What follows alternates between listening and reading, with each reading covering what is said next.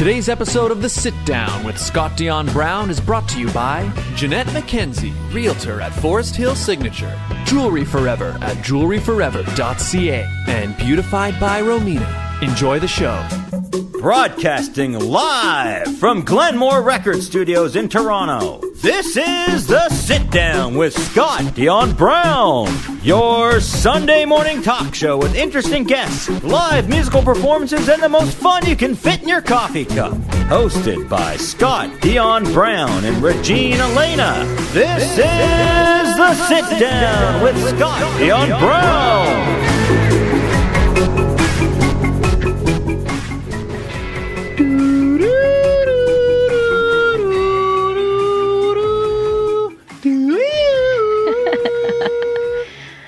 You know that song? Yeah, that's the intro to every Disney, or your attempt at every It sounds exactly like that. attempt. It sounds exactly like that. Attempt. Hello, everyone. Welcome to episode 278 of The Sit Down with Scott Dion Brown. I'm your host, the one, the only, Scott Dion Brown. You seem so tired. I am kind of tired, actually. Although I went to bed at a pretty okay time. Anyway, I'm sleepy. Hi, everybody. Welcome. And Scott Dion Brown here. And I'm joined, as always, by the greatest co-host in all the galaxy. She's sitting across the table tonight. The one, the only. Regine Alaina, happy Sunday, everyone. It is crazy that it is already almost halfway through August. Summer's almost over. Oh. Isn't that crazy? Yeah. Hey, Rosanna. Rosanna is in the chat. Good morning, Scotty and company. Good morning. 278. Who do we appreciate? The Sit Down. Hey. Welcome. Thank you for tuning in. No guest today. No. But we like to do episodes like this every now and again because it allows us to get caught up on things, talk about stuff that we aren't able to always talk about. Exactly. And we wanted to talk about today. So this weekend specifically, Yes. in the Disney World, if you're probably wondering what was Scott's intro about, and my shirt has all these Disney princesses on it, is the D23 Expo. Yes. So it's still happening. There's stuff happening today. But as our viewers know, Scott and I are big Disney fans. Absolutely. And so why not talk about it? Yeah, so we are going to talk about some of the things that have been unveiled. They've made a lot of announcements about stuff that's coming to the parks, and also so stuff excited. that's new films, TV series, all of those good things. But before we do that, Before we do that, before we get into that, you were talking about something you saw recently about sharks or whales. Regine, it's terrible news. Oh no. Apparently, killer whales have been attacking and sinking yachts off the Really? coast of Spain. Yeah. That's terrifying. That's scary. That is my biggest. So when I was in Newfoundland, we actually went whale watching, and that was my biggest fear. Is like, what if these like whales get pissed off one day and just like knock our boat over? Then what do we do? There's really nothing you can do. No. So what happened? What happened is, well, in fact, what's interesting about this is it's killer whales doing it. Yeah. But apparently it's only one specific pod of whales. Oh. Like, so that's why, because I read some of the articles They're about gangster whales. it. Yeah, so apparently what they are, the motivation behind it, because some people are like, what is it? Is it revenge for Yeah. being trapped at SeaWorld or something? Oh God. Okay. Apparently it's not. No, because SeaWorld is quite far from Spain. It's a bit of a way. It's a bit of a swing. Just a little. Where a pod of killer whales attacked and sunk a yacht in the Strait of Gibraltar between Spain and Morocco. Okay. 2 people were on board the vessel when the incident occurred Sunday 9 a.m. local time, according to Spain's Maritime Authority. The nearly 50-foot yacht, named the Alboran Cognac, Okay. was 15 miles from Cabo Espartel in Morocco when an unknown number of orcas began ramming it. Are orcas killer whales? I think orcas is the general term for whales. But there's different types of whales. There's different types of orcas, I think. Although now I'm confusing myself. But they are killer whales, though. And I think you can call orcas are also killer whales, yes. Okay. Apparently, there have been approximately 700 orca attacks since 2020. That's only in the last 4 years. Officials believe there are more than 37 orcas in the Strait of Gibraltar. So all of these attacks are being done by the same pod. Okay. That's crazy. Yes. So I'm literally looking at my photos to see what kind of whales we were trying to watch in Newfoundland, but I can't seem to find it. Rosanna says maybe they were tagged with something and controlled by some evil villain. Ooh, it's like Minions about whales. So apparently the theory that they've come up with, they've actually now spent some time studying this. In fact, they actually sent some scientists. Some of the ones were professionals who actually, because there's a lot of whales off of the coast of BC, so some of these professionals were from there, and they were very confused by this behavior because it's not something that they typically do. Like, it's never happened in other places. But what they think it is teen killer whales. They're hormonal. They're a little hormonal, but they're also Sorry. just bored. They're just bored. So what it is they actually don't think they're attacks, and that the whales aren't doing it out of a desire to, like... They're just mischievous teen whales. Yeah. So what they think has happened is somewhere along the line, it started a few years ago when they think that these whales were younger and they were like kind of kids, and they would ram it. They discovered a new game of knocking into boats. Got it. And specifically, it appears to be like bumping into the rudder. And now as these teen whales are a little bit larger, a little bit older. Yeah. Now when they play their game of knocking into the rudder of the boats, they can actually break it off. And so it's become this game where they just like enjoy knocking the rudders off boats, and they've sunk a few of them. So it's like how mischievous teens would knock down a cow in the farm. Yeah. It's literally like cow tipping or like spray painting under a bridge. It's that. Yeah, that's exactly what it is. That's funny. Okay. Yeah. That's cute, but also terrifying. Yes. So what they think has happened is apparently there's been an increase in I think it's the tuna population in the water. Okay. So because there's a lot more tuna, the whales have to spend less time scavenging because it's easier to find food. Yeah. So they're finding themselves with more free time. Got it. And so that free time is being spent knocking off rudders and sinking boats. I can see this becoming like one of those prequel Shark Tank. Is that the movie Shark Tank? Which one? The animated one where Will Smith was the voice.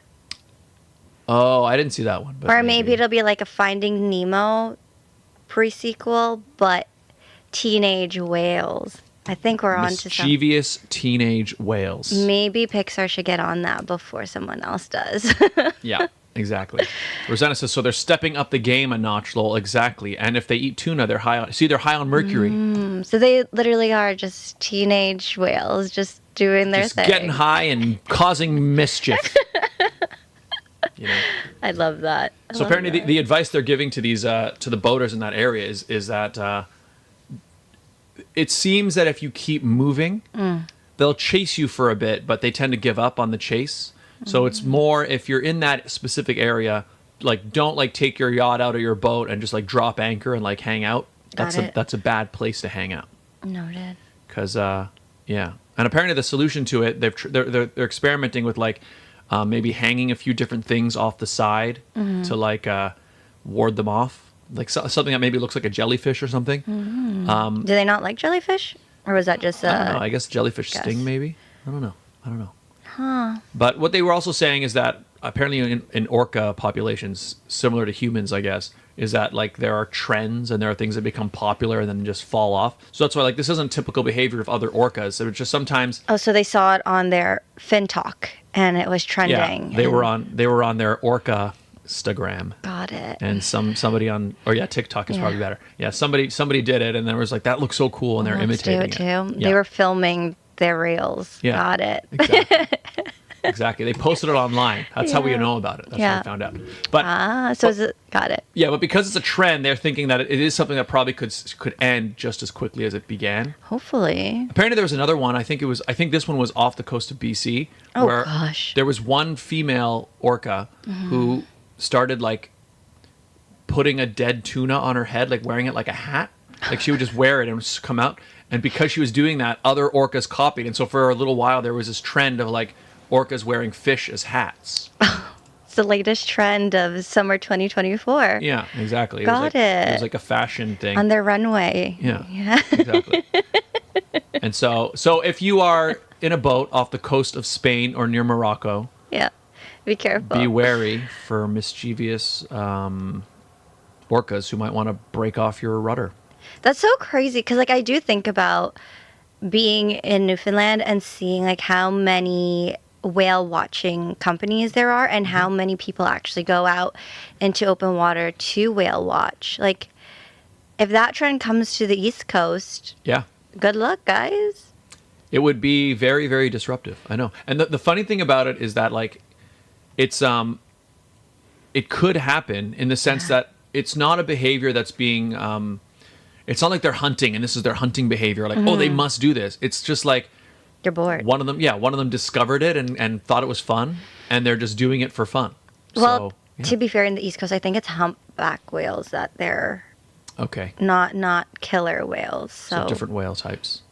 Mind you, I mean, the thing is, all whales are highly intelligent. I wish I saw a whale when I was whale watching. I saw dolphins instead, but I would like to see whales. Dolphins are smart too. Whales are Oh, just they were cool. yeah, They were so cool. they're really Yeah. cool. But whales are just scarier because they're like so big. Right? Like if a whale is gonna mess with you, like no, yeah. Good luck. I was already scared of the birds pooping on me. I just didn't need it. Yeah. I will say no people have died. Like the whales, it doesn't seem that the whales are like Harming. they're not trying to get the people on the boat. It's more Yeah. that they're just trying to break the rudders of They're the just boat. 'Cause it's bored. fun. Yeah. So the people have had no problems escaping. But like apparently like the one that I was reading about, it was like a coordinated attack on the boat. It took like over 45 minutes. They were just constantly like Imagine being on that boat and that happening. Oh, so I'd be scary. like, ooh. I know. Be terrifying. Well, like have you seen the videos of killer whales hunting seals? No.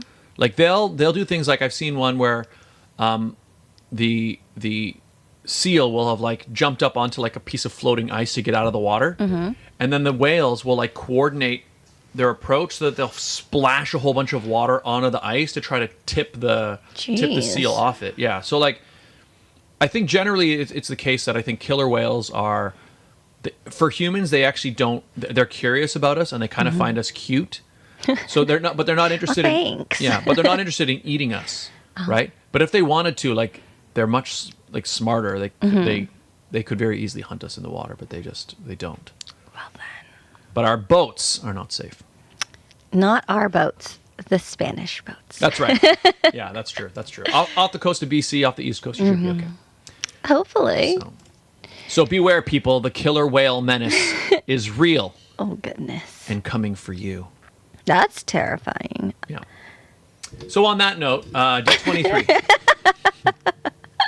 That's one way to segue it. Yeah, so D23 happening this weekend. Yes, sir. Yeah, so today there's another day of it, right? But I know I watched a bunch of highlights of a whole bunch of things that have been coming out. So why don't we start first? First I'm thing let's so talk about. excited. Yeah, I mean, there's some cool things coming. Oh, if we're gonna do that, here, let me yeah. get into the mood. There you go. I went full on. We're going to Disney. Yeah, Very nice and blue and shiny too. it's the Ariel colors. Little Mermaid. Ariel colors? Yeah, the Little Mermaid. Oh, it's like the color of her tail. Yes. Yeah, I was like, what? Her hair's red. Not her tail. It's the colors of like her outfits. Oh, like her Her shells seashell and bikini. her, because there's like purple in there, and there's anyways. Oh, yeah. Okay. Wait, what color's her tail? It's, oh, yeah, her tail's kind of green. Green. Is she even on here? Yeah, that's at the bottom. Oh yeah, she's right Yeah, there. it's the color of her tail. Look. But her bra is purple. Yeah, You can't see it. Her hair is covering it. Yeah, but I can see like her tail there that you see at the bottom of your shirt. It's literally the colors Yeah, on your right here. ears. Okay, where are we start? Ooh, where are we starting? Should we start with Well, the? why don't we start first? Just say like the top 3 things that you're most excited about. Ooh, okay. The top 3 things I am most excited for is. Wait, are we doing films or attractions or Let's both? just do both. Okay, so the top 3 things that they've said at D23 that you're personally most excited about. I am excited first and foremost for Moana 2. Okay. I'm excited for that. So it was clarified that yes, Moana is a big sister in the film. I did see the preview. I am stoked. Because did she not have a sibling in the first one? No. So that means because several years have gone by in this one. So no, she's like more older. of a teenager, and now she has a sibling. Okay. I think a little sister. So I'm excited for that. I am excited for Monsters Inc. Land. That will, I think, where is it? I have notes. Give me 2 seconds. So they're opening a new attraction. Yes. Monsters Inc. theme. So there's a Monsters Inc. land and a new ride, and I get motion sickness, but I have to go on this ride. So you know in the movie Monsters Inc. how they have like the doors, like Yeah, they go into different places. Yeah. so they're making that a roller coaster. Oh, and I heard it's going to be the first ever suspended coaster in Disney parks, which is in like the track is above your head. Okay, yeah. I'm excited for that. And if I had to pick one more, I would say, the Villain Land. That does sound interesting, actually. Villain Land is coming to Magic Kingdom. I'm excited. I'm excited for a little spooky. So that is a world themed entirely of. So have they said which? It's just any type of villains in the Disney world or Disney universe could be there. Well, there was a video that was released today from was it Disney Parks? One of the official Disney accounts. There's so many of them. Did have like a bunch of villains in the video, and it does look like they're all of them in the Disney world. So there's like Maleficent, Ursula, like the givens, but then there's also like the ones that you wouldn't necessarily. And I guess it's something that they like can, Captain Hook. Captain Hook, yeah. They can they can adjust it over time, like who's popular and what movies are out. That's cool. Hey, what's up, Nicholas West? It's the famous Floth Gink, aka Night Wolf, the one, the only. Hello, Nicholas. Welcome. Hello. We're talking about D23. I don't know if you've heard about it. The D23 Expo is going on right now. They've announced a whole bunch of things. Disney has announced a whole bunch of things coming out, and we're just giving our reactions to them. Okay, so your top three: Villains World, Moana 2, Monsters Inc. Land. and Monsters Inc. Land. I have more, but you said 3. But those are your like top I'm like, I have three. 5, but yeah. Yeah. Do you want to give all 5? No. Okay, I have to pick 3 now, right? Unless Okay. you're still thinking, then I have no. I definitely have a number 1. Okay. Number 1 is season 2 of Andor. Of course. Of course you would. As far as I'm concerned, Andor is far and away the best thing that Disney Star Wars has produced. It might even be my favorite thing that Disney has produced in the last 5 to 10 years. And it's the show of all the Disney shows that has been the most consistently cinematic and high quality. The writing has always been there.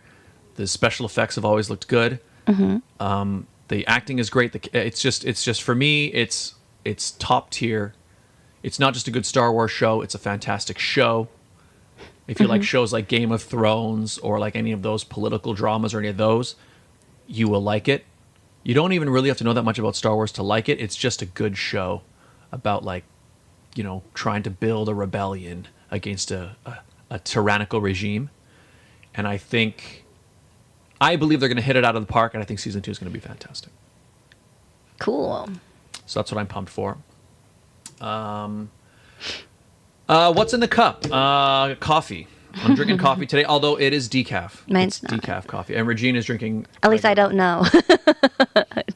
Scott could be tricking me this whole time, and it's just decaf. It's caffeinated. It's caffeinated. But most days I go decaf. I don't usually have caffeine. I've got to be like really, really tired, and I need to have a lot of energy in order for me to justify having caffeine. But it's not a daily driver for me.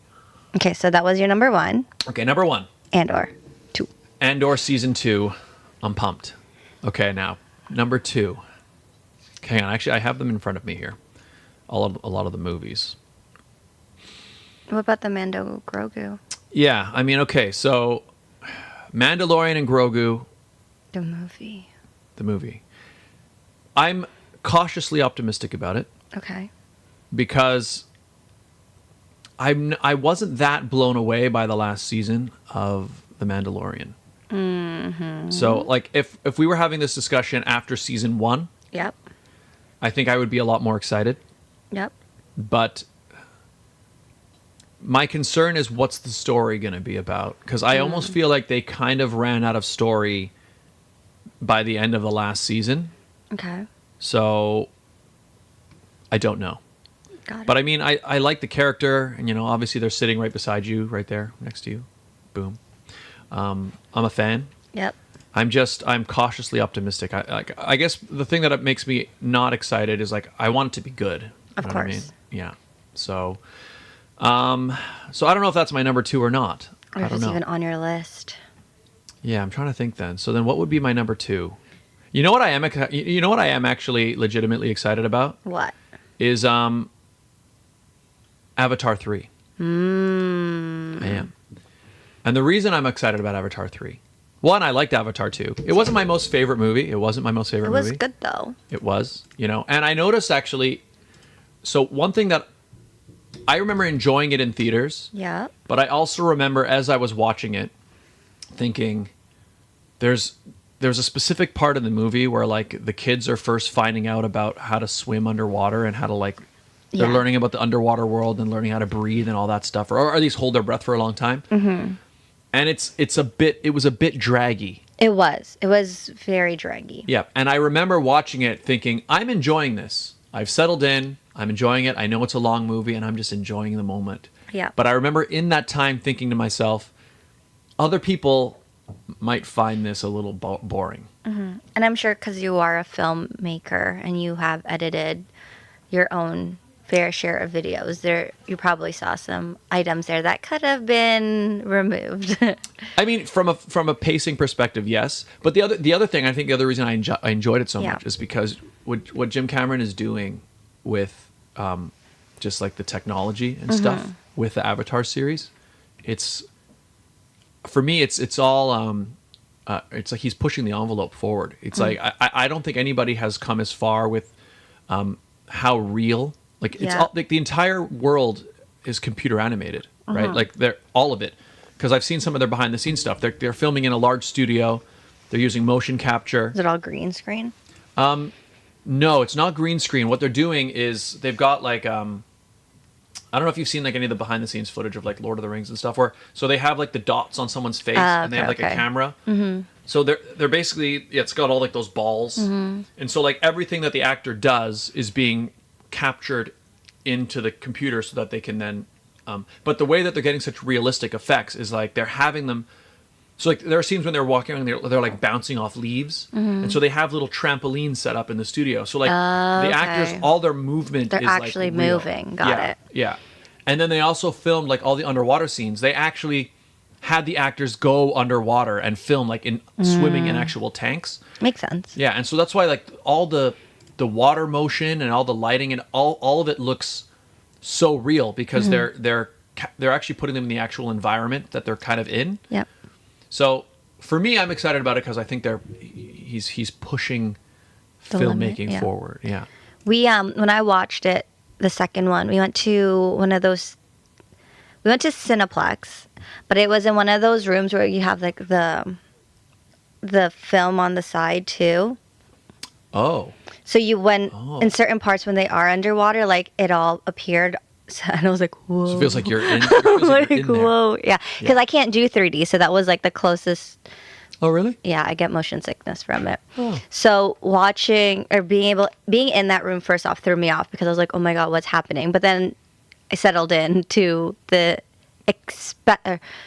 I let go of like my fear of being like, what the hell is going on, and just like accepted it, and was like really immersed in the movie. Yeah, I mean that's the other thing I like about it, is that he has really devoted a lot of energy to creating a completely new world, and then that's why like it's like, yeah, okay, from a I don't know, let's say filmmaking perspective, I thought some of the scenes are a little bit draggy, but at the same time, as someone who was just appreciating what he was doing, Yeah, that's fair. I was able to I'm like, you almost forget, like I'm looking at an image that is not real, but it just, you completely forget that it isn't. And I think for me, we haven't hardly seen any other movies where a computer animated character, you just forget that they're computer animated. They almost always look something off about it, you know? but he's really pushing it. Yep. And I am invested in the story as well. And I also just like again, even with this D23 thing, Yep. there's so many sequels, and they're always going back to old material. Mm-hmm. Now this movie is also a sequel, but I don't think it's the same in that he always intended, like, he has a story that he's telling. It's a continuation of, yeah. This isn't like that movie was popular, let's make another one and make another one, right? Like he's always had an idea of what he wants it to be. Mm-hmm. And I just like that it's an original thing that he invented. It's an original IP, and he's just doing it. So I think that's my number 2. Because I am actually, that's right. Oh yeah, that's right. They unveiled the new title. Yes. So that's my number 2. Okay. Number 3. There's lots. There are lots, and I'm not sure which to pick. Which my top. See, here's the thing. I don't know if I should pick a number 3 as in, like, I'm excited to see it, or I'm just curious whether I'm going to like it or not. What intrigued you? Top 3 intriguing announcements. How about that? All right. There's actually 2 of them, but which one should I pick? Which am I more intrigued about? I will say I'm kind of excited about, there's another Star Wars show coming out called Skeleton Crew. Okay. And I didn't know what to think about it because there's been very little talked about it. It's the one starring, what's his name? Can't help you there. Our on-air sign's not on. We're not on the air. Oh, I didn't plug it in. It's okay. okay. Well, it's okay. We'll get over it. But what the heck is his name? He was in the new Harry Potter movies, the Beasts of thing. He's I think he's Dumbledore. I didn't watch any of the new ones. But anyways, okay, there's a new Star Wars. Yeah. I know this is going to bug you, and it'll pop up halfway through the show. Yeah. If anybody in chat remembers his name, he was also in he's been in tons of stuff. Okay.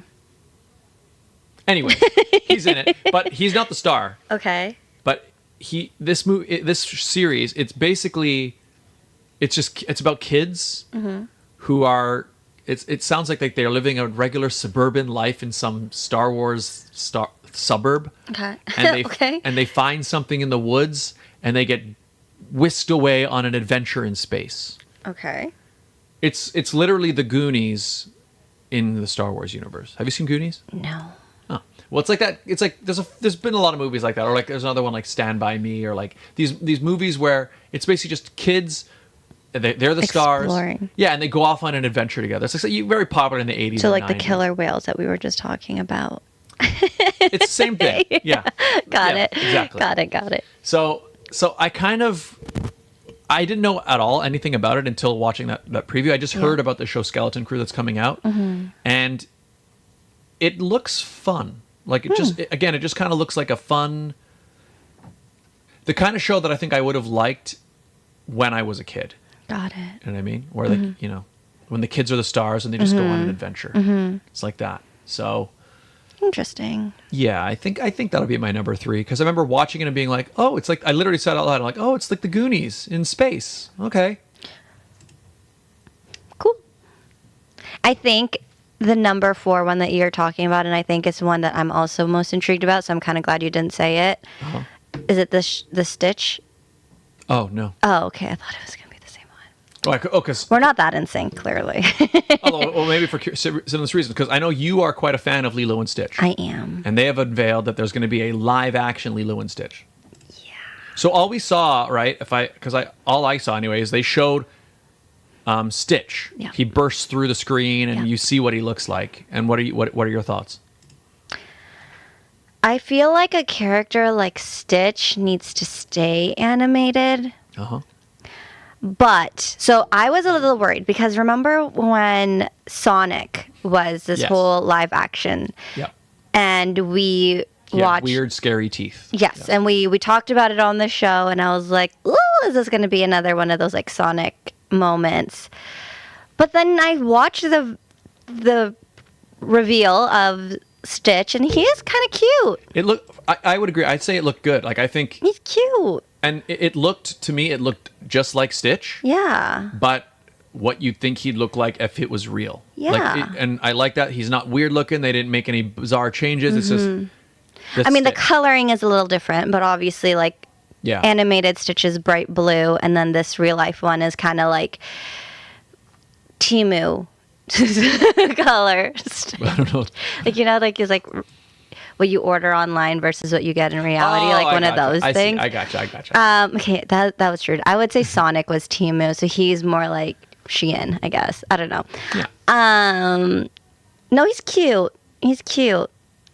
I was not expecting it, but I don't know. A part of me, like, I've always been that person where, like, I always preferred the originals over the live actions, and then I eventually liked the live actions. So. I'll just say. I mean, we've had this discussion before. Many times. I don't really like any of the live action remakes of any of them. In fact, yeah, it's pretty much 0% of ones that I like, and even the ones that I think are not bad, like. I always just say, you just watch the original. Like none of these movies need to be watched. I feel like once you make it a live action, you should just reenact the musicals that have already been created, because that is the live action version. Like, there is a Beauty and the Beast, there is an Aladdin, there is a Lion King. Those are musicals that are live action compared to the original animations. I mean, the thing is, what you're doing is you're stepping in very, very dangerous ground, right?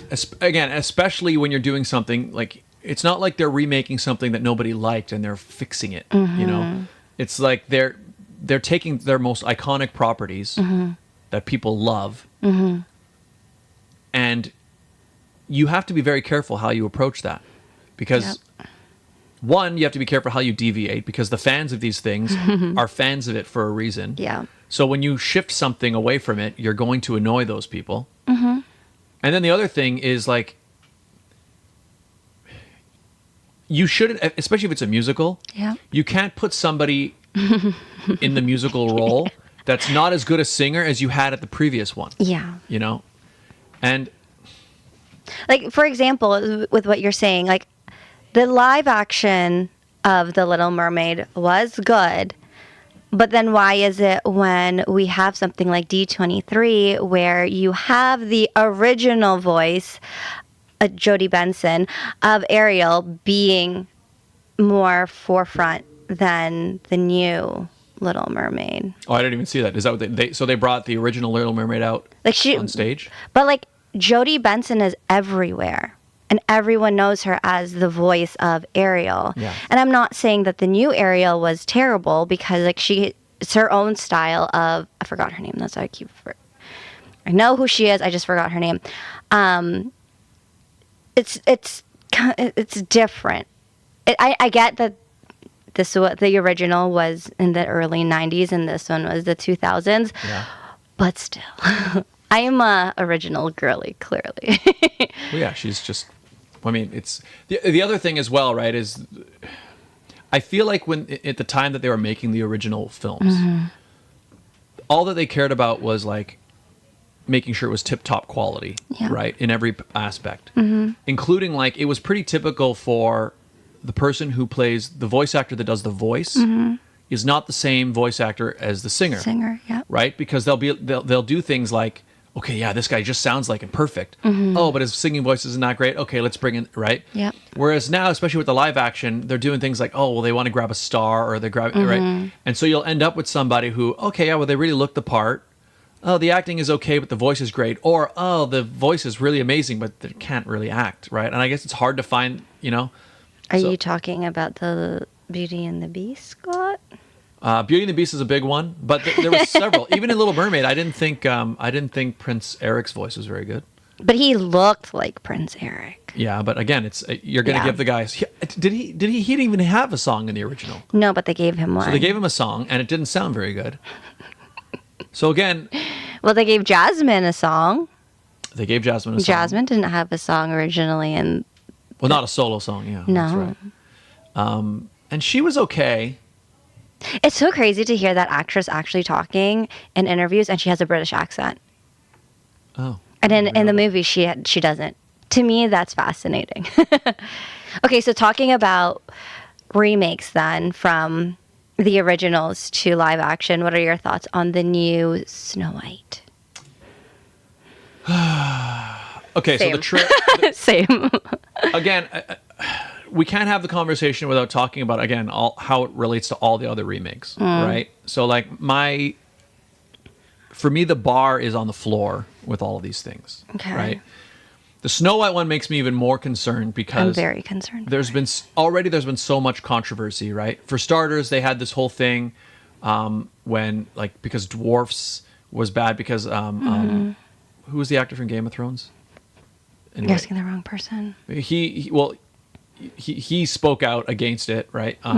Who played Tyrion Lannister? He spoke out against another story about dwarves living in a cave, and so he said that, and so I think Disney tried to correct it by then saying, oh no, it's not going to be dwarves. So then for a while it was not going to be Snow White and the Seven Dwarfs. It was going to be the seven magical beings. Yeah. But then that got its own backlash. So I don't know if now they've switched it back, so it's going to be Seven Dwarfs. Let's check. So I'm not sure. And then there was the whole thing with Rachel Ziegler, who she had her own controversy saying how basically that the original was very problematic and that they were going to fix all of those problems. So that annoyed people who were fans of the original. I think it's just called Snow White. The new one? Mm-hmm. Yeah. So we don't know really what it's going to be. Now, But they do have the 7 characters. Well, we saw, and from the trailer you saw them from a distance, but it looks just like from. So I'm wondering if now all the things they said they were going to change, maybe out of all the backlash, maybe they're going back and trying to make it just like the original. I don't know. So I will say this: it looks nice. The trailer looks good. Yeah. But I don't know. I think Snow White should have just been left alone. We'll see what happens. I am interested though to see Gal Gadot. I think it's Gal Gadot. Yeah. I'm excited to see her as an evil villain, as a evil queen, because I'm so used to seeing her as Wonder Woman. That's true. Mm-hmm. Yeah, we'll see if she can do it. We shall see. Yeah, I mean, again, I want it to be good. I want all of these movies to be good, and I'll watch it eventually. But I don't know. This one especially, I think there's always a problem when a movie keeps getting all these changes keep happening and there's all these reshoots and they're always trying to go back and forth. So will a good movie come out the other side? I don't know.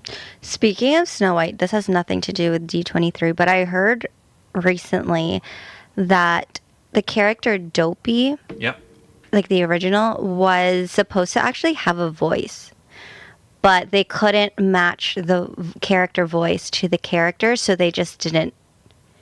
You mean when they were originally shooting the film? Yeah. Or making the original movie? Uh-huh. They were trying to find the right voice actor for Dopey, but no one was matching what they had envisioned Dopey's voice to sound like. So they just made him mute. That's so interesting. Mm-hmm. Mute sounds really mean to say. They just made Dopey not speak. Yeah. But what's kind of cool about that is, again, it almost goes back to at that time, right? All that they cared about was making it the best. Yeah. And when they found it couldn't work, they found another way to make it work. Mm-hmm. And it's funny, in the comments, people are like, oh, Robin Williams would have been perfect for it. I'm like, yeah, but Snow White came out long ago. Way before. Is it in the 30s, I think? Something like that. It was the very first Disney princess. So I don't know how old Robin Williams was at that time, but I'm thinking probably not alive. Right? So it's just Yeah. But I agree. He would have been great. He would have been great. But he's better as the genie. Yeah, he was legendary as the genie. Yeah. Something that Will Smith was not able to do. So, Scott, what was your number 4 if it wasn't Stitch? Okay, so my number 4... Actually, so this is another one where, again, I'm curious about it. Not even because I'm happy about it, I'm just curious, is Mufasa. Ooh. Okay. Say why. Okay, I have thoughts I will hold. So, the reason I'm intrigued, for starters, and the reason why I kind of want to see it, is, I've said this before, I did not like the Lion King remake. Okay, yeah. The main reason I didn't like the Lion King remake is because I think the animators they failed at allowing the animals to like look like they were actually emoting and talking. They I had think, no emotion. Yeah, like they worked so hard to make them look real, which I will say they did. They did look real. But the problem is it almost felt like when they're speaking and they're talking and they're looking at things. It's not the same. Well, it almost felt like they weren't. Like, I remember there's scenes where, like, the song is happening. I've said this before, I think, where it looks like I'm listening to the Lion King soundtrack while just watching a nature documentary, and it doesn't have anything to do with what I'm looking at. And the original Lion King, obviously in that Disney animation style, like, they emote animated. so well, Yeah. right? And you can connect with them so well. And I was not able to connect at all with the animals. Like, it just felt like it didn't even match. No. You know? From this trailer, I could see a lot more emotion. They've done more work to, like, I don't even know if it's like they just made them a bit more cartoony, but like the eyes just seem more alive. So that's the first thing that I'm curious about. Same. Second thing I'm curious about is the story kind of seems interesting. I'm just worried in the sense that like they are on this thing right now where, and it's not just Disney, but we're on this thing right now where like every villain gets a story and an origin story and kind of makes them kind of a good guy a little bit.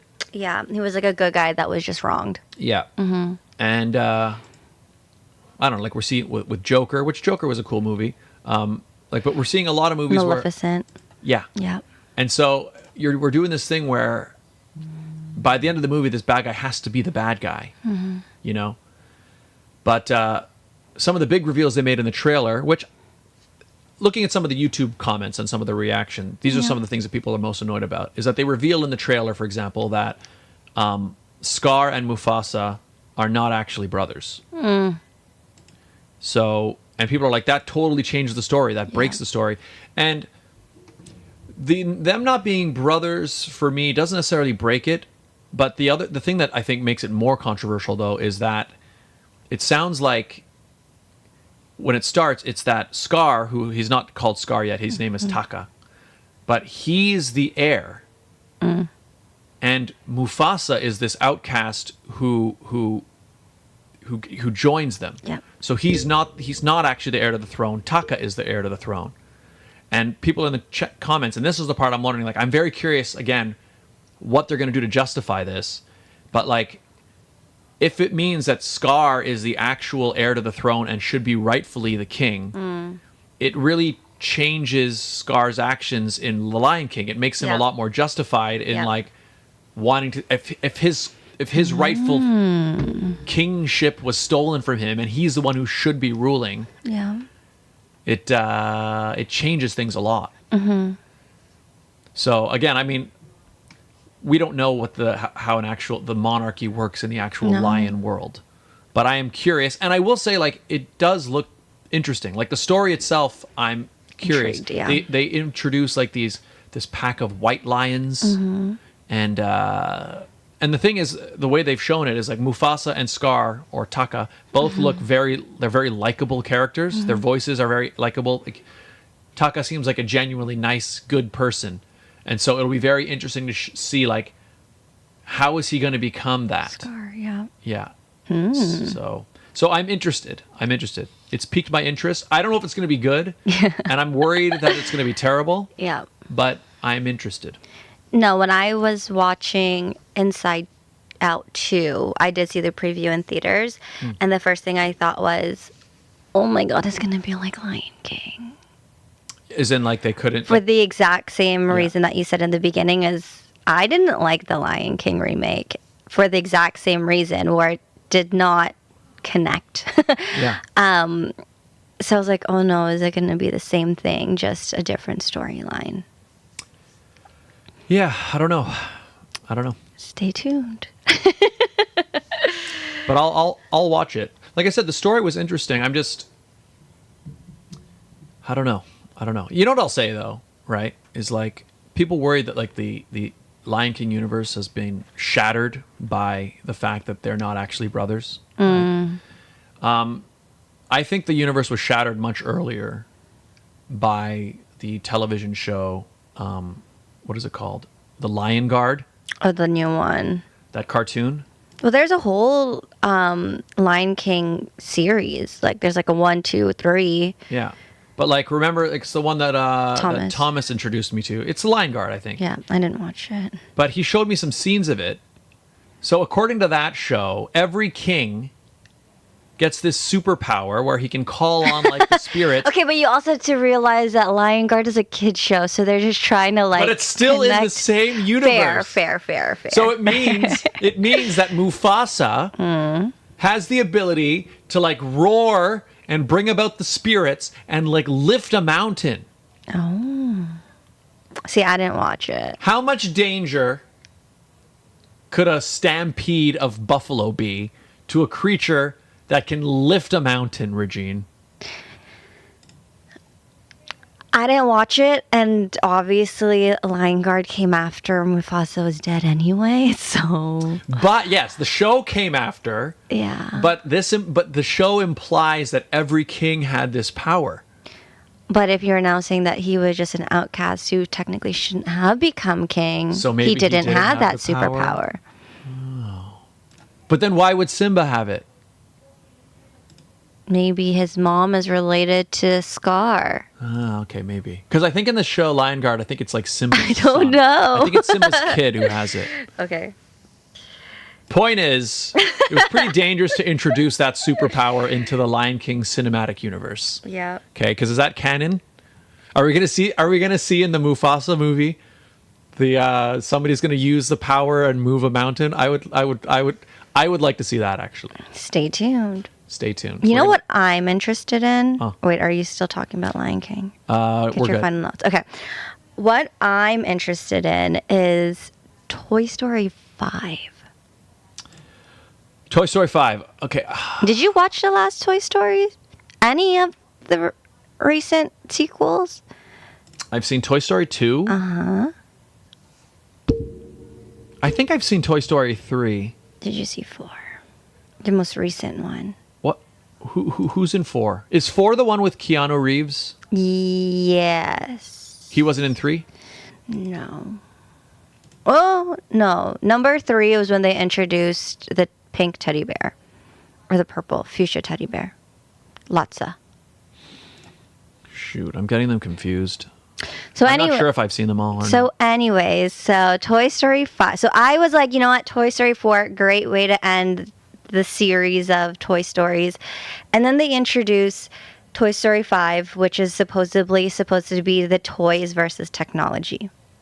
Yeah, so the poster, the image I saw was, it's like the toys are all at the end of the bed looking at the kid. The iPad kids. Yeah, and the kid is Yep. like under a blanket on their phone. So I'm curious, will it be a call out to the iPad kids or a call out to the Game Boy kids?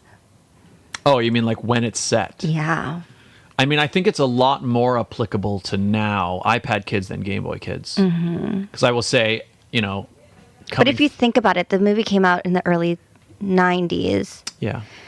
But this could be like they could jump forward. Like they don't have to. Right? Fair, It's not gonna be because Andy is now not the owner of it. So they could kind of. They are free-willed Yeah. toys.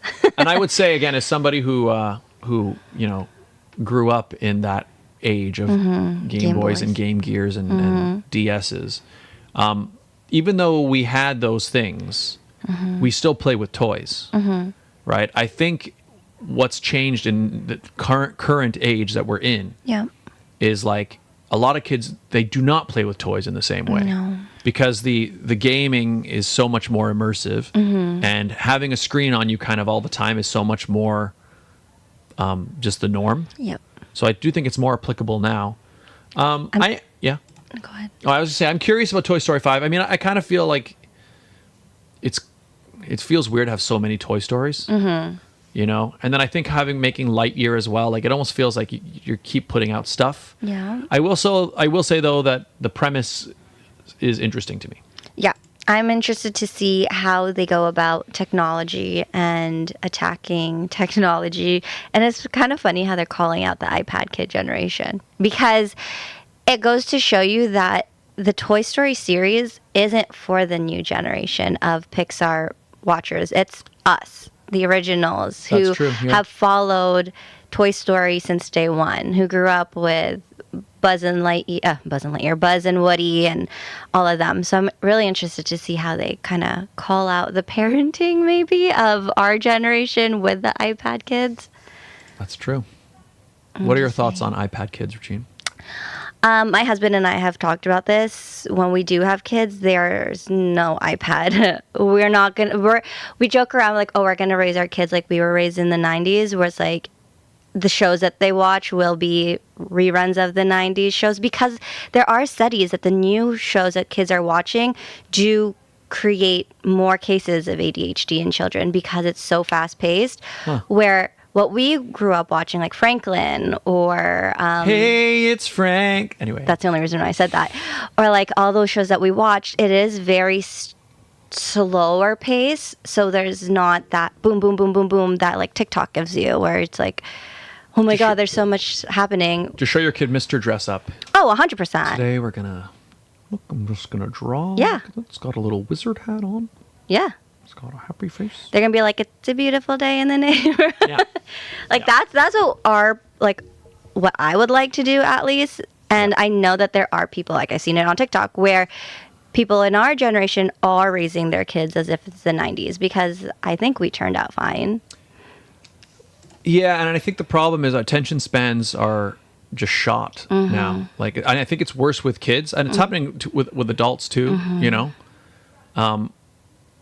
even this whole thing where it's so normal to just be like watching TV, but then also be on your phone. That's me.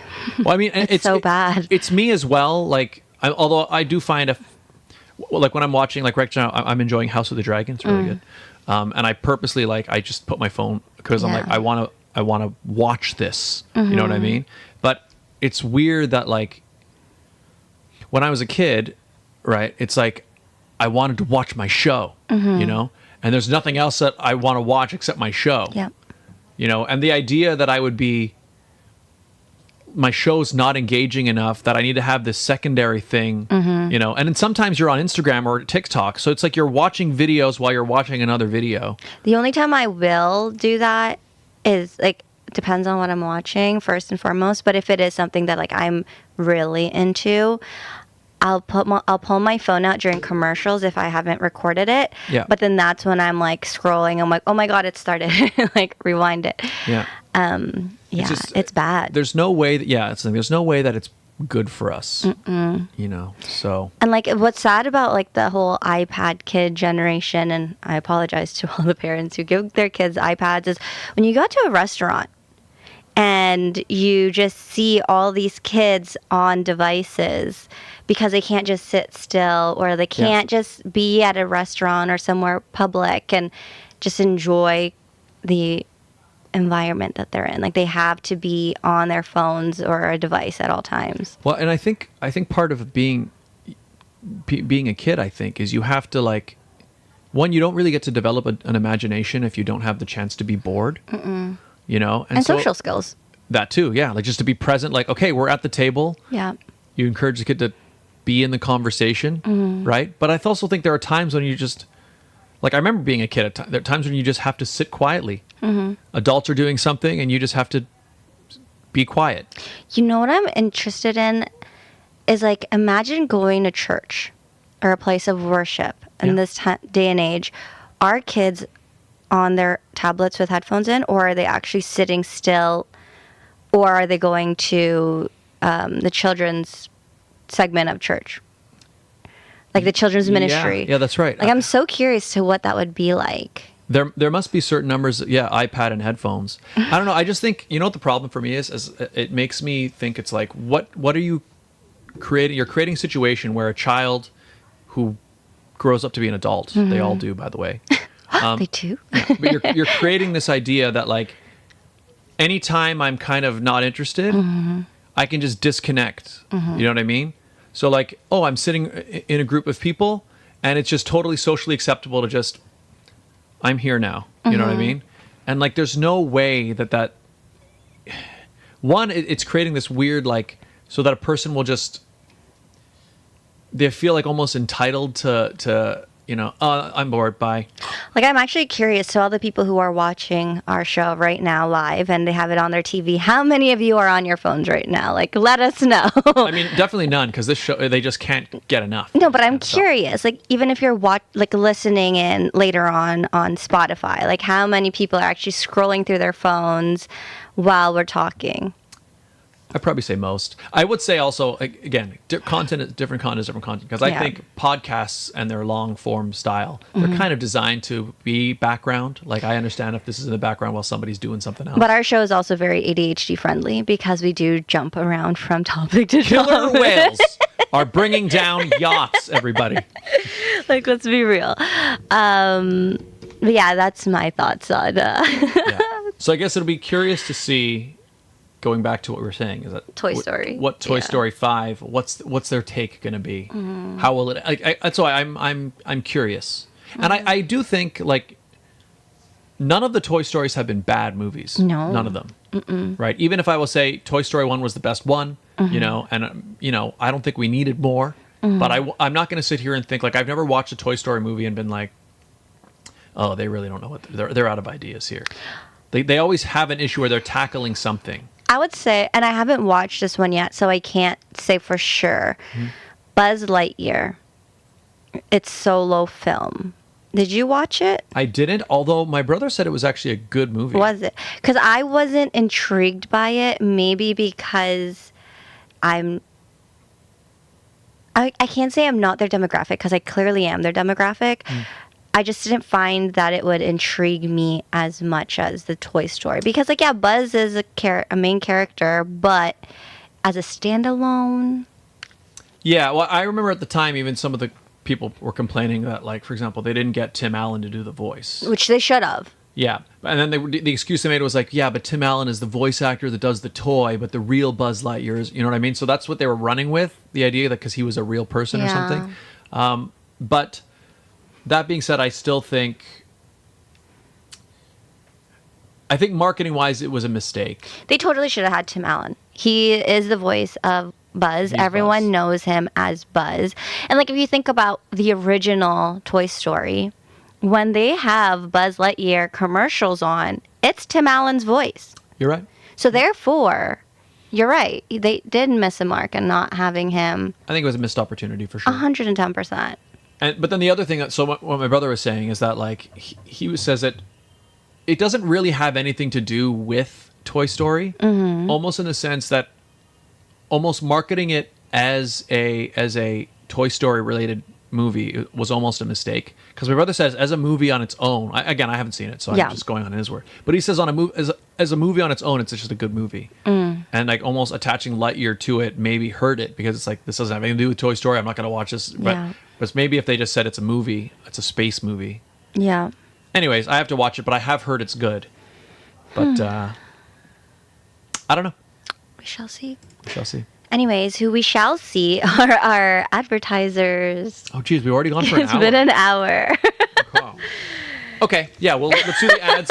Let's do the ads, and then we'll wrap up. See, this is why we do like to do episodes like this, where we have just the two of us, because we have a lot of ground to cover, and we can cover a lot of ground. We don't need a guest. We love our guests, but sometimes you guys, come on. All right, everybody, today's episode, this D23 themed episode of the Sit Down with Scott Dion Brown, is brought to you by the following fantastic advertisers. Why don't we meet them, shall we? Starting with Jeanette McKenzie. The Toronto real estate market is growing and changing every day. In these challenging times, you need someone in your corner. Jeanette McKenzie, Realtor at Forest Hill Signature, is committed to looking out for you. She'll go the extra mile to ensure you have all the information you need to make a decision you can feel confident about. Purchasing a home is one of the biggest financial investments you'll make in life. Don't leave it to chance. no. Call Jeanette McKenzie at Forest Hill Signature. She's my realtor, and she could be yours. Call today at 416-523-0408 or email at jmckenziehomes@gmail.com. Jewelry forever. Conveniently located at CF Markville Shopping Center on 5000 Highway 7 East, Markham. They do custom-made jewelry, repairs, laser engraving, And they change watch batteries, all done on site. Jerry at Jewelry Forever, a fantastic artist. If you need something done, something made, something repaired, he can do it. He's amazing. He's got amazing stuff. You should check him out on Instagram, on TikTok. You can see some of the stuff he's done. And we also have a great deal worked out with him, don't we, Regine? Yes, we do. If you go in and let them know Scott and Regine sent you, you'll get 15% off their entire purchase. That's right, 15% off, 15%. Mention the show, get a great deal, and find out more at jewelryforever.ca. Beautified by Romina. Internationally trained hair and makeup artist. She is the official makeup artist of the Sit Down. She does our hair and makeup when we decide, it's time to refresh our photos. Or when we MC live events, which we do. So if you're looking for an MC, let us know. Let us know. She also does hair and makeup for special occasions like weddings, baby showers, wedding showers, engagement shoots, pageantry. Red carpet events, Yep. films. She does film makeup as well. Date nights. She does it all. Connect with her on Instagram and Facebook at Beautified by Romina. And if you'd like to advertise on the show, it's very easy, right, Regine? It's simple. All you have to do is email us at radioshowad. That's radioshowad@gmail.com. That's right. We do the show live every week, people, and we also read the ads live week to week. What does that mean? It means you can personalize them week to week. So you have an event, a sale, something happening at a particular time, a particular place, you let us know. We let your potential client base know in real time. It's a great way to build a brand new relationship with a brand new audience. So get in touch. Radio Show Ad, Radio Show AD at gmail.com.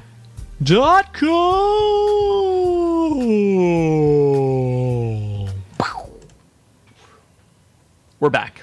Yes, we are. Back again. You know who else is back? Incredibles. Oh, yeah. You know what? I am excited to see that one. Are you? Incredibles 3. Although, did I see 2? Did you? I love Jack. So, What I'm happens excited. in Incredibles 2? Jack.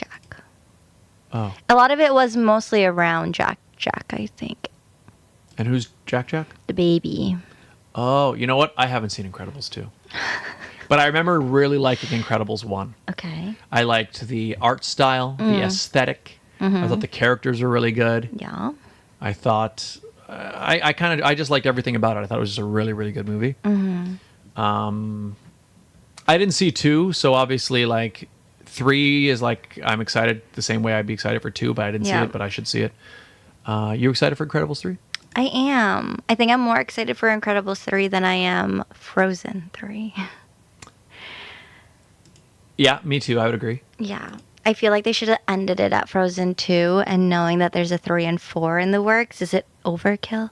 There's a 3 and 4 already in the works. See, Is it are they banking on Frozen because Frozen 1 was so successful? I mean, yeah, it's like one of the most popular franchises of the modern age. But these kids are now grown up. So is their target, are they trying to target that generation the same way they're trying to target our generation with Toy Story? I mean, yes. I mean, I think... But are they targetable? Are the Gen Zs targetable? I mean, I'm sure that Frozen has a fan base that are loyal enough to it that they will keep coming. And that's what Disney's banking on. I mean, basically, the way Disney seems to operate, especially nowadays, is they're going to keep putting out stuff as long as people come watching. As long as it sticks? Yeah. So, if they've got a franchise, we're not in the age of one and done movies anymore. Right? Yeah. And maybe we never were because sequels have been around forever. But it definitely feels more so now that I think with the nature of how streaming services are and that there's this need to constantly put out content, it's the kind of thing where you're just going to keep getting things. And the only time you'll stop getting things is if it loses money, basically. Like Zootopia 2 coming out. Zootopia 2 is coming out. Yeah. Yeah. And I was actually thinking about this even on the way here. I was just thinking about it because I realized, Star Wars, for example, right? Yeah. I am excited about Skeleton Crew. I really like Andor, right? And there are some things that I'm not as big a fan of that I think aren't very good. Book of Boba Fett, for example.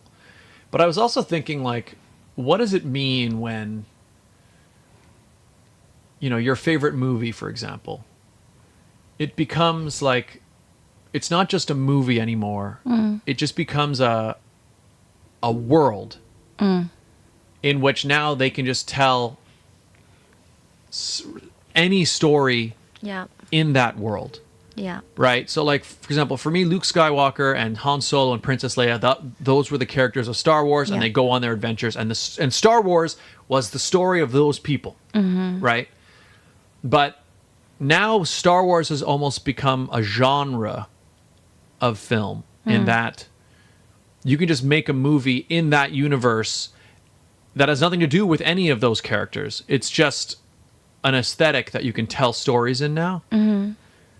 And I don't know if it's a good thing or a bad thing.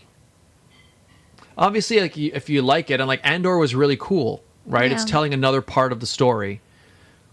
Something like Skeleton Crew, though, it feels like it's even more detached. Like, this doesn't have anything to do with it. As far as I can tell, it's not even like... Most of the Star Wars stories that have been coming out have been like filling in another gap of the story. It's like, oh, this movie references that, like, somebody attacked something over here, and then they make a movie about that attack, right? Skeleton Crew seems to be...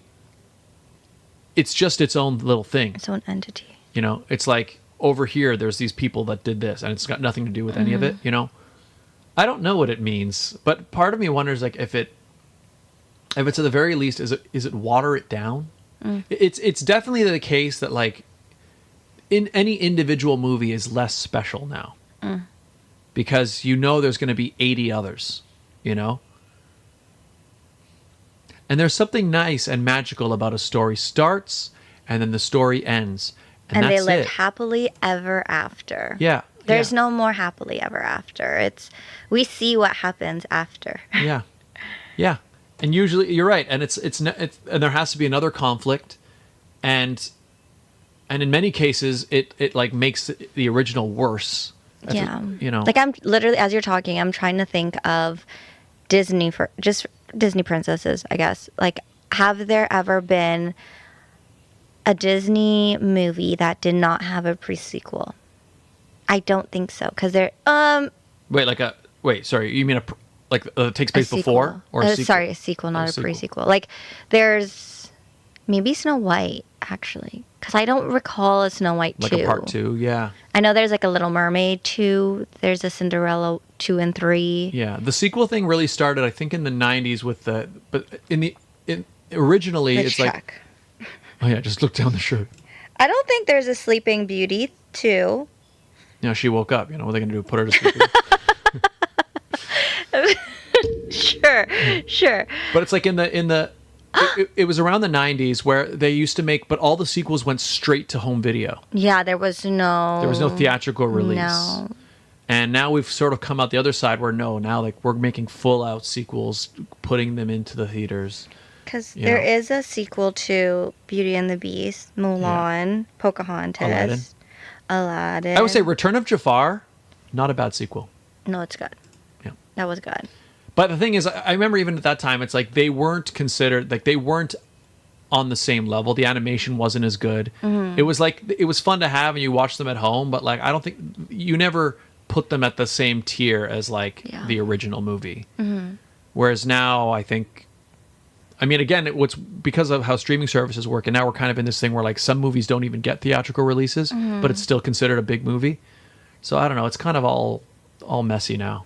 There's so many movies that Disney released that did not get as much press or publicity as other movies, and I think they're one of the best ones that were recently brought out. I really liked Turning Red. Turning Red was nice. I'm curious if there'll be a Turning Red 2. Yeah, I don't know, because the problem for me is, one, I don't know if I liked Turning Red so much, especially because it's set in Toronto, and I just enjoyed watching, them go into the Sky Dome and stuff. Like, that was fun. But I also don't know if, although I will say that's not the only reason I liked it. It was a good movie, but I also wonder if maybe it wasn't as popular in other places as it was for me just because I liked it for Fair. that reason. Did other people like it outside of Toronto, outside of Canada? I don't know. It's a good question. I don't know, but what I do like about the Disney movies now, maybe because I did grow up with Disney, is the diversity in the characters. To me, that's nice. To me, it's nice to finally be like, oh, I actually do look like this character. Because there was, I could be like, oh, cool, Jasmine, because we're both the same skin color. But then to actually see like Asian descent in Disney is pretty cool. Yeah, I never really thought about it very much when I was little. I never really cared about that, but I think it's a good thing. I mean, I think it's good to tell the stories. I just want it to be good. Like if it's good, it's good. Mm-hmm. What I hope is we're getting back to good quality again. What I'm excited for is the fact that the Disney parks are having a moment as well of change, because being someone who's gone to Disney 2 years in a row, and like I said, I went to Disney 10 years ago, maybe more than that. Way more than that, maybe 12 years ago with my family. And we did the whole Disney World. We did all of the theme parks. And I'm like, okay, they're all great. Like, it was enjoyable. And then going back to specifically Magic Kingdom, I was like, this is underwhelming, because nothing really changed from 12 years ago to when I went last year. I see. But now to hear that they are revamping a lot of specifically Magic Kingdom with the villains, and then I know the Tiana ride just opened up recently, I'm excited again. Now I'm re-excited to go back to Magic Kingdom and have something to look forward to. The whole thing's getting like a big refresher. Which they needed. Because like if you are a Disney adult or you are a Disney family and you are going to Disney World, and you've already done Magic Kingdom, what are they going to do to bring you back?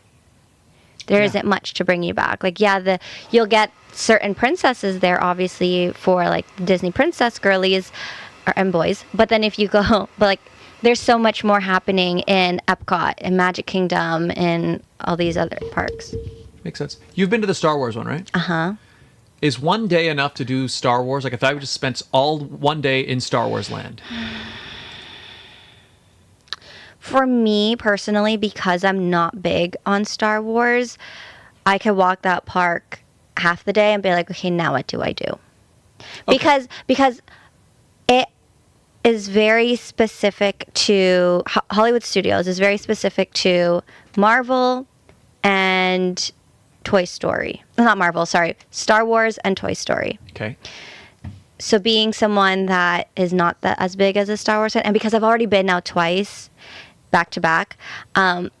If I were to go back, I would do park hopping. So going from one park to another park. And that's what I would do. I would do like Animal Kingdom and Hollywood Studios. So you would say, so one day is more than enough then? But if it's you who loves Star Wars, I would say one day is good for you. For someone like me who's not a big Star Wars fan. Okay. Because I had this idea of booking a flight. And I mean, you could, but I don't know if you'll want to. What's your idea? Okay, what's your idea? I had this idea, and I don't know if it'll work or not, but I was thinking about booking a flight, a late flight. Okay. From Toronto. Mm-hmm. Fly to Orlando. Mm-hmm. Get out of Orlando, wait a few hours at the airport, take the shuttle straight to the park, spend the entire day at the park. And then fly home? And then fly home that night. Or early, so like no hotel stay, just chill in the airport for a few hours, and then go straight to the park, and then come back, and then fly, and just do one whole day at Galaxy's Edge the whole day. Yeah, you're on your own for that one. Yeah. But I could see you doing that and it being very successful. You'll be very tired, but once you're in Disney, I think your exhaustion will disappear. I just get a boost. That's what I figured. You will. One thing I don't think I'm going to do is I don't think I'm going to build a lightsaber. Mm. And the reason I'm not going to is not because I don't want to build a lightsaber, but it's because... So I have a video. You've seen the lights. In fact, I showed you the lightsabers I have. So the coolest thing about the lightsaber I have is like it interacts with your movement. Yeah. The ones that they have there don't. No. They just turn on and it makes a noise. And if you hit it against something, it goes pew, pew, pew. But it doesn't do that zoom, zoom. Like it's not interactive in that way. Yeah. And so I don't know if I want to drop like it's like $200 or something on one that doesn't do that. Would you do a droid? I've been looking at the droids. It could be kind of cool to build a droid and have a droid. See, I want to go to Epcot and Animal Kingdom because I haven't gone in a while. Mm-hmm. So I'm curious to see how much it's changed in the past 12 years. Yeah. That is on my bucket list for my next Disney trip. Are there a lot of rides in Galaxy's Edge? Or is it just like the one? Like, I don't even know what it is. There are 1, 2, I think 4. 4 rides? Yeah. And I could probably ride them all in a day? If you don't go at the busy time, like go during the dead season, not the peak season, okay, you should be fine. Because obviously once kids are back in school, that's when it's not as busy and it's not as hot. So you'll benefit from it too. So the lines won't be ridiculous. Okay, nice. Because I was thinking like September-ish when kids have gone back to school. Like, yeah. You should totally do it. I was curious just to see like it would be just like how, like the cheapest Disney vacation. Yeah, we should go as a sit down, like vlog the whole thing. Just kidding. You should totally do that. I highly recommend. Like I'm looking at my next Disney trip to actually do California. Because California, Disneyland, there's 2 parks. It's not like the multiple parks, and they are more interconnected, and you don't have to worry about Disney World, for example, where you do multiple different parks and you pay more. Disneyland, I looked into it. I think tickets start for like one day $99, where Disneyland, sorry, is more expensive than Disney. Disneyland is cheaper than Disney World. And which one is which? Galaxy's Edge is Hollywood Studio, so that's Disney World. But Disneyland also has their own version of it, just smaller. So the biggest one is in Orlando? Yes. Okay, I'll do that one first. Yes. Okay. And I think that is a great way to end our Disney convo. I agree. D23. Disney. Lots to talk about. And there's still more happening today, so I'm sure next time we'll have more. Hey, yeah, maybe we'll see it because they're going to do more film unveils today. I don't think it's film. I think it's more like someone on TikTok explained it to be more of like their Hall of Fame type of ordeal. So we'll see. Boring. I don't know. We'll take a look. We'll check it out. After. We'll see. Okay. Good. Oh wait, we should. Okay, so should I? Yeah, am I doing this? Let's do that. Okay, so you have had the opportunity to do another Redeem round myself, of Barrel of Monkeys. Mm-hmm. I have not. No. So which I'm kind of glad you haven't had that opportunity. So today we're gonna try. Oh no. And we're doing a round. Okay, so ladies and gentlemen, introducing this week's edition of the Barrel of Monkeys World Championship.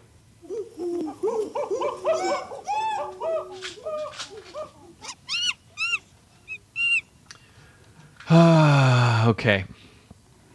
So, I don't need to do a demo. I know these things. Yes. Are you going to do a 1-minute timer? I can. Okay. Let's tilt this down here. So here we are. Sorry, just got a message. It's okay. Where's my timer? So, I mean, obviously now we know, like, the first place is like all the monkeys. Mm-hmm. So I guess I really just want to try to get at least my personal best. Okay. And so if I get all the monkeys, you have to look at how many seconds are left. Okay. Ready? Hang on. All right. Okay. Dun, dun, dun, dun. Yeah, I guess I'm ready. And 3. Hang on. Okay, yeah. 2, 1, go. Oh.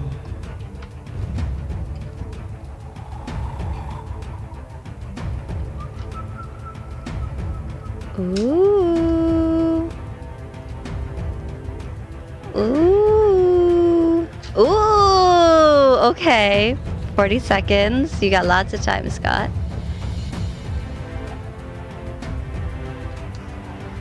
I can't see.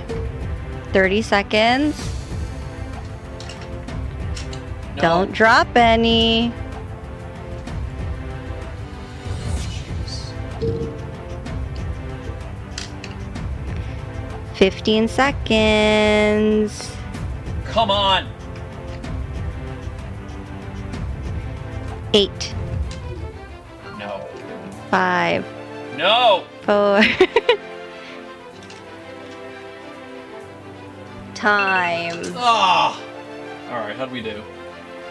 1, 2, 3, 4, 5, 6, 7, 8 monkeys. 8 monkeys. That sucks. I mean, it's great, but it's not your personal best. Why do you like? Aw, Scott. 8 monkeys. That's not even my best, is it? No, it's not. That's what you got the first try. Like, let me go to the monkey standings. My current personal best, 9. 9 monkeys. And you're at 10? Yeah. Question for you. Did you find that it was harder or easier to pick up monkeys in that new arena that we have? I think it was about the same. I mean, obviously the only issue is like there's walls, so you can't use the edge of tables or anything. Mm-hmm. But I don't think that impacted it, and I kind of like it because at least now this guarantees that there's no cables, because we have a lot of cables running across our table. Yeah. So this ensures that you're not going to have any of that issue. Mm-hmm. I might have been a bit irresponsible with the pour. I kind of got excited and just like slapped him out of there.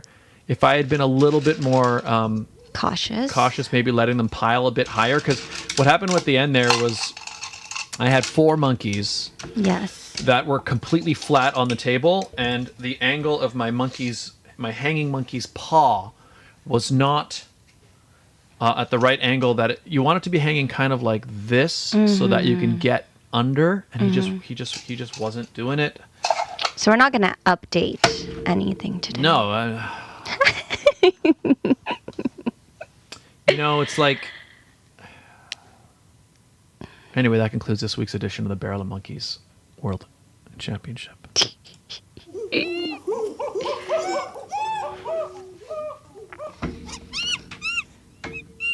And you must just be very pleased with that, Regine.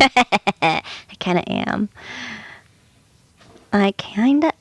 But I don't want to be like, oh, let me try again, because Karma's going to bite me in the butt for laughing at you right now. So I'm good. I had such a strong start. You did. Like when I was at like 40 seconds left and I picked up so many monkeys, I was like, this is it.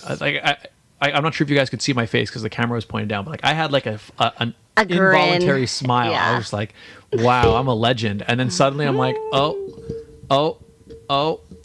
But So what happens when you pre-celebrate? Yeah, you get cocky, and that's when trouble starts. Dun, dun, dun. Well, this was a good episode. It was. Now I want to plan another Disney trip. Me too. You've never been. No. Well, I was like 3 or something, so I have That zero doesn't memory. count. Yeah, I have 0 memories of it. That's crazy. Yeah. So I might be going for, I guess, not technically the first time, but the first time that I actually will remember any of it. That's wild. You should totally do it. I would say, yeah, go do the one. Because you are that type of person that can just get through it in one day and then come home. Yeah. It's just foolish. Make it like a little challenge. You should. You should vlog it. Yeah, I'll vlog the whole thing. Yeah. Okay, yeah, I'll figure it out. Regine, where can people find you? Not at Disney, unfortunately, but you can find me on my YouTube channel for the Pageant Sit Down, where we do go live once a month. It's been a bit, but we are getting back to it shortly, hopefully. You can find me on my Instagram and TikTok at It's Regine Alaina, which is here, Right there, yeah. wherever Yep. here. You got it. You can find me there if you're looking for pageant coaching, because it is pageant season right now and we are booked and busy. You can find me on Instagram at coaching.reginealaina, where in the links in the description you will find my availability. DM me if you have any questions about how I coach. But yeah, I have a bunch of girlies who are on their way to Galaxy International this week, so best of luck to all of you. And yeah, that's me, Scott. Yeah. Where can people find you? You can find me right here, Dun, where you're dun, dun. watching this very video. YouTube.com/Scott Dion Brown. It's the best place. You get the sit down every episode. You get gaming. You get vlogs. You get music. I'm just Ken Video in the chat, or in the comments down below. Not in the description down below. It's where you get everything. You can also find me on Instagram and X. But those are really satellites for the YouTube channel. Although I post photos, I guess, on Instagram that I don't really post on YouTube. So that's a thing. You can get those. But YouTube is the best place. It's where I'm most active. It's where you get all the good stuff. Yes. Also, please follow the show, The Sit Down with SDB on TikTok. Yes, please. Sit Down with SDB on Insta. Sit Down Scott on X. The Sit Down with Scott Dion Brown on Facebook. You can also find the show Sit Down with Scott Dion Brown on Spotify, on Apple Podcasts, on Google Podcasts. Everywhere there are not everywhere, but a lot of places there are podcasts. Those are the main ones. Yes. And if you are tuning in and watching and you have a favorite Disney announcement that you are excited about, leave them in the chats, because let us know. We want to know, what are you interested in? What are you not so interested in? Do you like sequels? Do you hate them? Do you love them? Theme parks. What are your thoughts on sequels in general? Like I said, I liked the idea of happily ever after. And now that there's not really a happily ever after in the Disney world specifically, it's kind of sucky. In terms of other movies that don't showcase happily ever after, it depends on the movie. Like Pixar is really good. I will say Pixar is great at their sequels. Like Toy Story is a Pixar. Inside Out is Pixar. Inside Out 2 is great. They just announced another realm, another video, another film from the whole series, Inside Out. It's gonna be a series. I'm excited for that because I am a Pixar and Inside Out fan. Avatar, great. Things like that. As long as the story continues and it makes sense, but when it starts to not make sense and it's just a money grab at that point, we have a problem. Yeah, I would agree. I mean, I guess for me, what matters most is it's good, right? And that usually ties into the motivation behind creating it, right? If the motivation appears to be, well, this made us money, so let's make more to make more money. Usually, the sequel isn't bad. I mean, ideally, movies have to make money. Obviously, it's a business, but generally speaking, I like the idea when something makes money because it's good. And usually something is good because you have a good story to tell. Yeah. So if you have a legitimately good story that makes sense, that you could continue the adventures, go for it. I'm all for it. But again, it just has to be good. I'm not opposed to the idea of sequels in general. I think what it is that we've seen so many bad sequels that it makes people jaded, right? And the live actions too. If it's going to be a live action of a classic, it needs to be good. It needs to be good. Or don't do it. Yep. Like Moana, I am excited for the live action because truthfully, Moana characters are just people. It's not like the Stitch where they have to create this live version of an alien. Yeah. So I am excited, and I love the fact that The Rock is playing Maui because he is the voice of Maui, and he is the voice of Maui, so he should be playing Maui. Just saying. And he's a likable, funny guy. He is. So we'll just see. We'll just have to see what they can do with it. Can't wait to see The Rock with hair. Yeah, that's true. Yeah, that's true. Yep. We'll see. We'll see if it's good. I was just gonna say, for example, like I know when the Marvel movies started to kind of do badly, You know, some of the executives are saying things like, oh, you know, I think it's superhero fatigue. I think people are just tired of it. And it's like, no, like you made bad movies, right? And Star Wars, same thing. They said the same thing after Last Jedi came out. And then I think Solo, A Star Wars Story came out next and didn't do very well. And they're like, oh, it's Star Wars fatigue. There's too much. Look, Star Wars fans are not going to fatigue. No, okay, never. we love Star Wars. You made bad movies and people didn't like them. Yeah. Right? So I don't believe in this thing of like, no, people are getting tired of it. They get tired of garbage. But if it's good, it's good. People like good. And with that, let's see how Shang-Chi 2 does. They're making a Shang-Chi too? Yeah. Okay. Let's see what happens.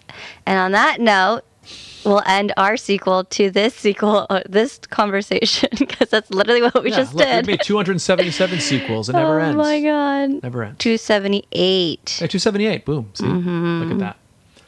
All right. Why don't you say it goodbye, Regine? Send them off with the mug. I'm going to use my ears, maybe. Do it. All right. Bye, everybody. Hit like. We'll see you next time. Take it away, Regine. I'm so far from the table. Okay.